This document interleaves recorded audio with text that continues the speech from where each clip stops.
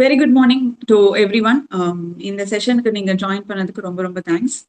So before I begin this session, நான் வந்து பத்ரிஜி சாருக்கு என்னுடைய தேங்க்ஸ் சொல்லிக்கிறேன். பிகாஸ் அவரால் தான் இந்த ஆனபனசக்தி வந்து எல்லாருக்கும் ஸ்ப்ரெட் ஆயிருக்கு. The easy way to get into spirituality is through Anapanasati meditation. So அதனால அவருக்கு என்னுடைய heartfelt thanks. So before further delay, இன்னைக்கு நான் என்ன பேச போறேன் அப்படின்னா, ஸ்பிரிச்சுவல் ஜேர்னி பத்தி, என்னோட ஸ்பிரிச்சுவல் ஜேர்னி. பட் அதை வந்து ரொம்ப பர்சனலைஸா சொல்லாம நான் வந்து ஒரு 5 ஸ்டேஜஸா சொல்ல போறேன். பிகாஸ் இந்த ஸ்பிரிச்சுவல் அவேக்கனிங்க்கு வந்து 5 ஸ்டேஜஸ் இருக்கு. ஸோ நான் இதெல்லாம் சொல்லும்போது நீங்க எந்த ஸ்டேஜ்ல இருக்கீங்கன்னு நீங்க வந்து யோசிக்கலாம். இது உங்களுக்கு ஹெல்ப்ஃபுல்லா இருக்கும்னு நம்பி இந்த டாபிக் இன்னைக்கு பேச போறேன். ஸோ 5 ஸ்டேஜஸ் ஆஃப் ஸ்பிரிச்சுவல் அவேக்கனிங்ல வந்து ஃபர்ஸ்ட் ஸ்டேஜ் வந்து it is darkness, and second stage வந்து it is isolation, and third stage வந்து it is going with, and fourth stage integration, and fifth stage the seer. So நம்ம ஒவ்வொரு ஸ்டேஜா நம்ம பார்க்கலாம். So first stage darkness அப்படிங்கிறது என்ன அப்படின்னா, நம்ம வந்து ஈகோ ட்ரிவனா இருக்கும். நமக்குன்னு ஒரு மைண்ட் இருக்காது. நம்ம எப்படி இந்த மங்கி சி மங்கி டூ, அதாவது எப்படி ஒரு மங்கி வந்து இன்னொரு மங்கி என்ன பண்ணுதோ அதை பண்ணுவோம், அந்த மாதிரி ஸ்டேஜ்ல தான் நம்ம இருப்போம். நமக்குன்னு ஒரு மைண்டே இருக்காது. நமக்கு வந்து ஈஸியா நம்ம மைண்டை வந்து ப்ரோக்ராம் பண்ணிடலாம், மீடியா ப்ரோக்ராம் பண்ணலாம், இல்ல வேற யாராவது இன்னும் ஸ்ட்ராங்கா இருக்கவங்க நம்மள வந்து மேனிபுலேட் பண்ணலாம், நம்மள மாத்தலாம் நம்ம மைண்ட் செட்டை. நமக்கு ஏன்னா ஒரு மைண்ட் செட்டே கிடையாது. நம்மளோட யூனிக்னஸ் நம்ம புரிஞ்சிக்காத ஒரு ஸ்டேஜ் அது டார்க்னஸ் ஸ்டேஜ் அப்படிங்கிறது. ஏன்னா அங்க ஃபுல்லா ஈகோ தான் இருக்கு, அங்க வேற ட்ரூத் நமக்கு தெரியாது. So it is totally ego driven. Predominantly ego தான் நம்மளை டாமினேட் பண்ணும் டார்க்னஸ் ஸ்டேஜ்ல நம்ம இருக்கும்போது லைஃப்ல. அண்ட் இந்த இப்போ எக்ஸாம்பிளுக்கு நம்ம சொல்லணும் அப்படின்னா, இப்போ இன்ஸ்டாகிராம் போஸ்ட் எல்லாம் பண்றாங்க. ஓகே, நான் வந்து I'm having my tea, I'm in hill station, I'm driving car அப்படின்னு. இதெல்லாம் வந்து அட்டென்ஷன் சீக்கிங். என்ன பாருங்க, நான் வந்து I'm so happy now, I'm enjoying my tea, I'm enjoying my dinner, அந்த மாதிரி எல்லாம். இது வந்து அடுத்தவங்க நம்மளை பார்க்கணும், அந்த நம்ம ஈகோக்கு வந்து சாட்டிஸ்பாக்சன் உள்ள விஷயங்கள் பண்றதெல்லாம் வந்து டார்க்னஸ் ஸ்டேஜ் தான். அங்க வந்து நமக்கு ட்ரூத் ஒண்ணுமே தெரியாது. ஸோ அந்த ஸ்டேஜ்ல வந்து மோஸ்ட்லி என்னென்னலாம் இருக்கும் அப்படின்னா, டிப்ரெஷன்,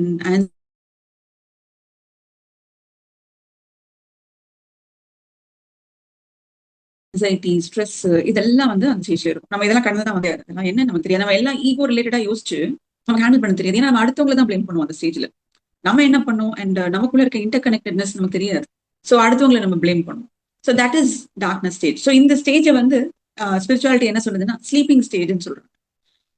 அதாவது இக்னோரன்ஸ் இஸ் பிளிஸ், அந்த ஸ்டேஜ் தான் இந்த டார்க்னஸ் ஸ்டேஜ். இப்போ இந்த டார்க்னஸ் ஸ்டேஜ்ல இருந்து நெக்ஸ்ட் ஸ்டேஜ் வந்து ஐசோலேஷன். ஐசோலேஷன் ஸ்டேஜுக்கு எப்படி நம்ம மூவ் பண்ணுவோம் அப்படின்னா, ஒரு பிரேக் டவுன் ஒன்று லைஃப்ல நடக்கும். பிரேக் டவுன் அப்படின்னா லைஃப்ல வந்து எல்லாம் நல்லா போயிட்டு இருக்காதுல்ல, சடனா வந்து ஒரு பெரிய லாஸ், ஒரு டிசாஸ்டர், ஏதாவது என்ன நினைச்சு பார்க்காத விஷயம், ஒரு சேட் சுச்சுவேஷன், அந்த மாதிரி எல்லாம் வரும்போது அப்பதான் வந்து நம்ம அந்த நம்மளோட ஈகோ வந்து கம்ப்ளீட்டா போகும். சின்ஸ் இந்த டார்க்னஸ் ஸ்டேஜ்ல வந்து ஈகோ தான் ரொம்ப ஹையா இருக்கு, நம்ம லோயர் வைப்ரேஷன்ல தான் நம்ம ஒர்க் பண்றோம். டார்க்னஸ் ஸ்டேஜ்ல ஹையர் வைப்ரேஷன்ல நம்ம இருக்கிறது இல்லை.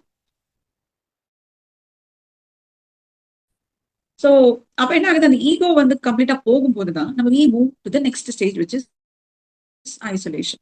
ஸோ நம்ம ஜென்ரலாவே ஏதோ ஒரு பிரச்சனை வருது லைஃப்ல அப்படின்னா, ஏன் வருது, எதுக்கு வருது, நமக்கு ஏன் வருது, இது நம்ம ஃபேமிலியில ஏன் இது நடக்குது, ஏன் என்ன வந்து நம்பிக்கை கொடுத்து அவங்க வந்து துரோகம் பண்ணிட்டாங்க, அந்த மாதிரி நிறைய விஷயங்கள். நான் 1-2 தான் சொல்றேன். அந்த மாதிரி நிறைய விஷயங்கள் நம்மளை ரொம்ப ஷேட்டர் பண்ற இன்சிடென்ட்ஸ் நடக்கும் லைஃப்ல. இதெல்லாம் ஏன் வருது அப்படின்னு நம்ம யோசிக்கும் போது நம்ம ஐசோலேட் பண்ணிப்போம். அதாவது நம்மள தனிமைப்படுத்திட்டு திங்க் பண்ண ஆரம்பிப்போம். வாட் இஸ் த ட்ரூத், என்ன சீக்ரெட், எனக்கு தெரியாத விஷயம் என்னது, எதனால எனக்கு இதெல்லாம் வருது அப்படின்னு நம்ம தனிமைப்படுத்தும். ஸோ இந்த ஸ்டேஜ் ஆஃப் ஸ்பிரிச்சுவல் அவேக்னிங்ல தான் நம்ம சோலோவா டிராவல் பண்றது, தனியா டிராவல் பண்றது, அப்புறம் அந்த ஸ்பிரிச்சுவல் ரிட்ரீட் எல்லாம் போறது, அதுக்கப்புறம் ஸ்பிரிச்சுவல் சயின்ஸ் பத்தி படிக்கிறதோ இல்ல லெக்சர்ஸ் எல்லாம் கேட்கறதோ, இதெல்லாம் வந்து இந்த ஸ்டேஜ்ல ஐசோலேஷன் ஸ்டேஜ்ல தான் நடக்கும். அண்ட் நம்ம அங்க வந்து அந்த ஸ்டேஜ்ல நம்ம கிரௌடோட இருக்க பிடிக்காது. ஸோ நம்ம ஃபர்ஸ்ட் ஸ்டேஜ்ல பார்த்தோம்னா எப்பவும் கிரௌடோட இருப்போம். நமக்கு ஹாப்பினஸ் இவங்களாலதான் கிடைக்குது, அவங்களாலதான் கிடைக்குதுன்னு யாரையாவது ஒரு டிபெண்ட் பண்ணிட்டு இருக்கும். பட் இந்த ஐசோலேஷன் ஸ்டேஜ்ல நம்ம தனியா உட்காந்து வாட் இஸ் த ட்ரூத் அப்படின்னு நம்ம கேட்க ஆரம்பிக்கும் ஃபர்ஸ்ட். ஓகே, ஸோ அதுக்கப்புறம் நம்மளை தனிமைப்படுத்திட்டு நிறைய கேள்வி எல்லாம் கேட்கும்போது இந்த ஸ்பிரிச்சுவல் சயின்ஸ் பத்தி படிக்கிறது அண்ட் தென் ரிட்ரீட்டுக்கு போறது இதெல்லாம் பண்ணதுக்கு அப்புறமா நெக்ஸ்ட் ஸ்டேஜ் வந்து என்னன்னா கோயிங் விதின். கோயிங் விதின் அப்படின்னா நமக்குள்ள நம்ம போறது. நம்ம எல்லாத்தையும் வந்து வெளியில தான் நம்ம ரீசன் சொல்றோம். Any problem, okay she is problem, he is problem, அதுதான் ரூட் காஸ் அப்படின்னு நம்ம கையை காமிச்சோம் வெளியில. பட் இந்த கோயிங் வித்தின்ல வி கோ இன்சைட். நமக்குள்ள நம்ம போறோம், நமக்குள்ள நம்ம ஆன்சர்ஸ் தேடுறோம். பிகாஸ் இப்போ நீங்க மெடிடேஷன், இப்போ நீங்க ஸ்பிரிச்சுவல் ரிட்ரீட் போறீங்க அண்ட் மெடிடேஷன் பத்தி கத்துனீங்க, நிறைய ஸ்பிரிச்சுவல் சயின்ஸ் புக்ஸ் படிக்கிறீங்க, கேட்குறீங்க, then you start doing a meditation. அந்த மெடிடேஷன் பண்ணும்போது என்ன ஆகுதுன்னா வி ஸ்டார்ட் கோயிங் வித் நமக்குள்ள நம்ம போறோம். போகும்போது நீங்க இதை வந்து ரொம்ப சின்சியரா மெடிடேஷன் பண்ணும்போது you will start getting answers. உங்களோட கேள்விக்கு பதில் உங்ககிட்ட தான் இருக்குங்கிறது உங்களுக்கு தெரிய ஆரம்பிக்கும். நம்ம வெளியில எங்கேயோ தேடிட்டு இருக்கோம், ஆனா நமக்கு உண்டான கேள்விக்கு நம்ம தான் பதில், நமக்குள்ளதான் அந்த சீக்ரெட் இருக்கு அப்படிங்கிறது நமக்கு தெரிய ஆரம்பிக்கும். அதுதான் இந்த கோயிங் வித்தின் ஸ்டேஜ். ஸோ இந்த கோயிங் வித்தின் ஸ்டேஜ்ல இதை நம்ம தொடர்ந்து பண்ணிட்டே இருந்தோம்னா, மெடிடேஷன் பண்றது அண்ட் தென் புக்கு படிக்கிறது, லிஸ்னிங் டு ஸ்பீச்சஸ், இதை சின்சியரா பண்ணிட்டே இருந்தோம் அப்படின்னா நமக்கு ஒரு ரீபர்த் மாதிரி இருக்கும். நம்ம ஒரு புது மனுஷங்களா மாறணும். நம்ம அந்த பழைய பர்சனா இருக்க மாட்டோம். we will change into a new person. So it is like a rebirth அப்படின்னு சொல்றாங்க ஸ்பிரிச்சுவல் அவேக்னிங்ல. இந்த ஸ்டேஜ் ஒரு ரீபர்த்தா இருக்கும். திடீர்னு எல்லாம் புரிஞ்ச மாதிரி ஒண்ணு நம்ம வெளியில தேடிட்டு இருக்கிறதெல்லாம் என்கிட்டயே இருக்கா அப்படின்னு வந்து நமக்கு புரிய ஆரம்பிச்சோம். ரியலைசேஷன் வரும்போது நம்ம ஒரு புது மனுஷங்களா நம்ம மாறணும். அதுதான் going with stage. So next stage வந்து என்ன அப்படின்னா இன்டகிரேஷன் ஸ்டேஜ். ஸோ இந்த இன்டகிரேஷன் ஸ்டேஜ்ல நம்ம இப்ப இவ்வளோ பண்ணினோம் இல்லையா. நம்ம டார்க்னஸ்ல இருந்தோம், அப்புறம் நம்மளை ஐசோலேட் பண்ணிட்டோம், ஒரு பெரிய பிரேக் டவுன் நடந்தது, நம்மளை ஐசோலேட் பண்ணிட்டோம், அப்புறம் வந்து நம்ம வி வெண்ட் இன்சைட், நமக்குள்ள நம்ம தேடினோம். இதெல்லாம் இந்த நாலேஜ் எல்லாம் இருக்கு பார்த்தீங்களா, இந்த ரியலைசேஷன், இந்த உண்மை புரிதல், இதெல்லாம் நம்ம லைஃப்ல இன்டிகிரேட் பண்ணுவோம். அதான் இன்டகிரேஷன் ஸ்டேஜ். ஸோ அங்க நம்ம என்ன நினைக்கிறோம், அங்க என்ன நமக்கு யோசிக்கிறோம் அப்படின்னா ஹெவன் ஹெல் எல்லாம் வந்து தனித்தனி எல்லாம் கிடையாது. அது நம்மளோட state of mind. I feel heaven அப்படின்னா I feel heaven, I feel ஹெல்னா ஐ ஃபீல் ஹெல். இது நம்மளோட ஸ்டேட் ஆஃப் மைண்ட் தான் தவிர வேற யாரும் நம்மள வந்து ப்ரோக்ராம் பண்ண முடியாது. இப்போ ஃபர்ஸ்ட் ஸ்டேஜ்ல வேற யாரும் நம்ம ப்ரோக்ராம் பண்ண முடியும். மீடியால பாக்குற விஷயத்தை பார்த்து நம்ம இன்ஃபுளுன்ஸ் ஆகும். ஓ இதுதான் ஃபேஷன், இதுதான் ட்ரெண்ட் அப்படின்னு அது பின்னாடி நம்ம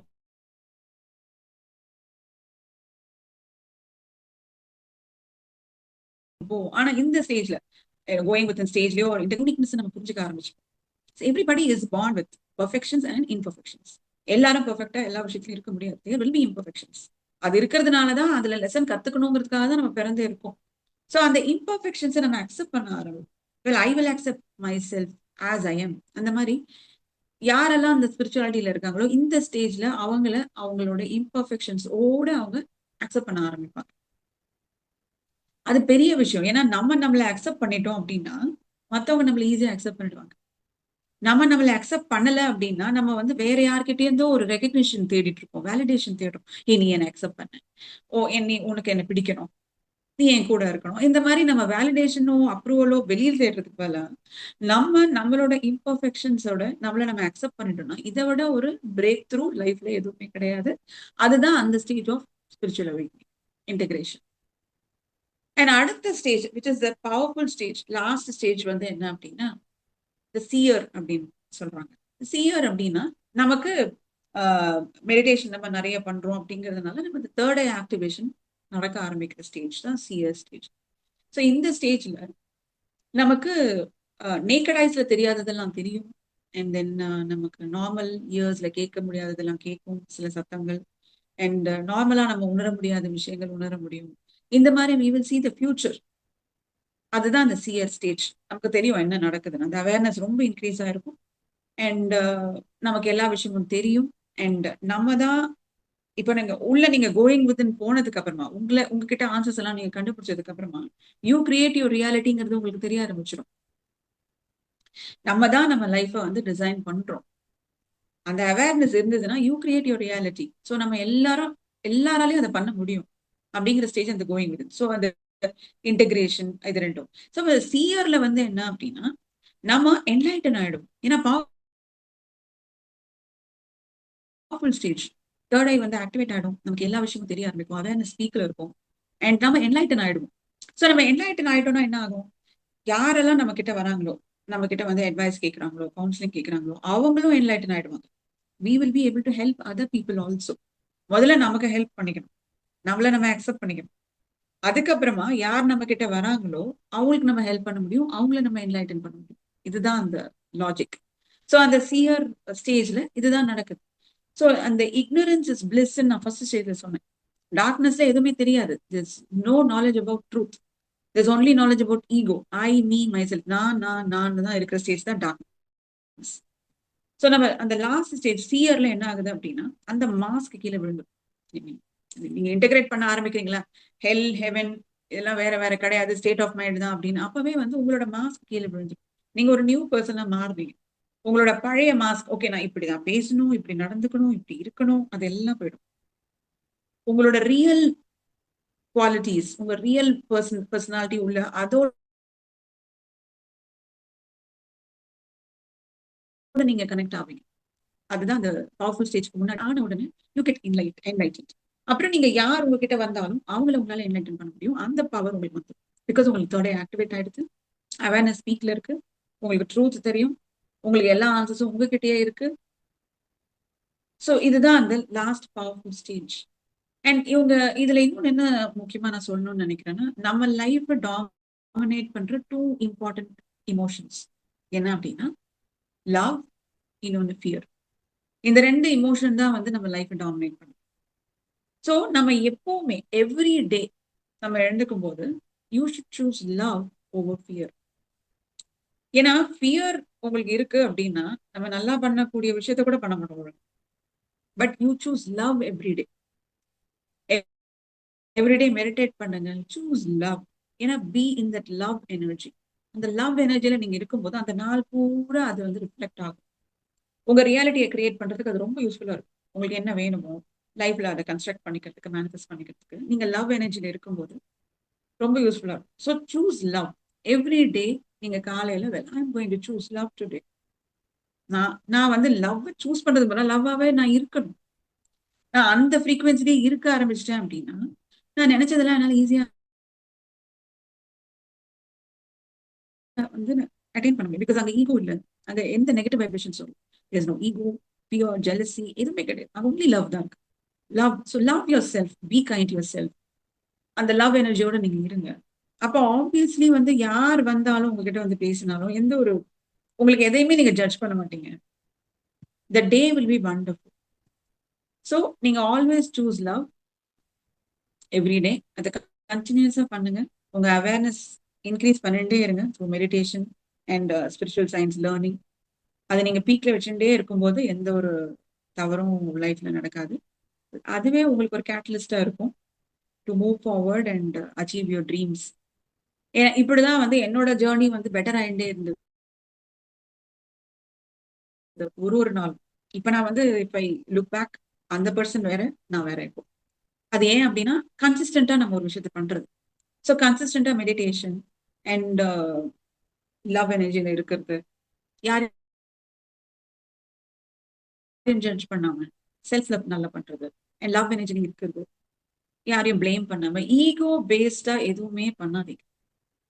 ஈகோ பேஸ்டா நிறைய வரும். அது நம்ம ஆஸ் ஹியூமன் நமக்கு அது டெண்டன்சி தான். பட் ஈகோ பேஸ்டா நம்ம பண்ண பண்ண என்ன ஆகும் அப்படின்னா அது அந்த we will get into that Maya world. நம்ம அந்த ஸ்பிரிச்சுவாலிட்டியில தெரிஞ்சுட்டு அந்த ட்ரூத்தை மிஸ் பண்ணிடுவோம். ஸோ அதனால இதுதான் நான் ஃபாலோ பண்ணது and it is making my day better every day. என்னோட ஜேர்னி, ஸ்பிரிச்சுவல் ஜேர்னி பெட்டர் ஆனது காரணம் இந்த ரியலைசேஷன் தான். ஸோ இந்த டிஃப்ரெண்ட் ஸ்டேஜஸ்ல நீங்க எந்த ஸ்டேஜ்ல இருக்கீங்கன்னு பாருங்க அண்ட் மூவ் ஃபார்வர்ட். இந்த சாதனைகள்லாம் நிறைய பண்ண ஆரம்பிங்க. லைக் மெடிடேஷன் பண்றதோ, இல்ல listening to lectures, reading books, அந்த மாதிரி குரூப் மெடிடேஷன்ல பார்ட்டிசிபேட் பண்றது, இந்த மாதிரி நீங்க நிறைய பண்ணிட்டே இருங்க. ஸோ அப்போ நீங்களும் என்லைட்டன் ஆவீங்க ஒன் ஃபைன் டே. ஸோ இதுதான் நான் இன்னைக்கு சொல்லணும்னு நினைச்சது. And hopefully it is helpful என்னோட point of view and realisation. Thank you so much again. இவ்வளோ நானும் பேஷண்டாக நான் பேசுறதை கேட்டதுக்கு ரொம்ப தேங்க்ஸ். தேங்க்யூ. தேங்க்ஸ். நன்றி மேடம்.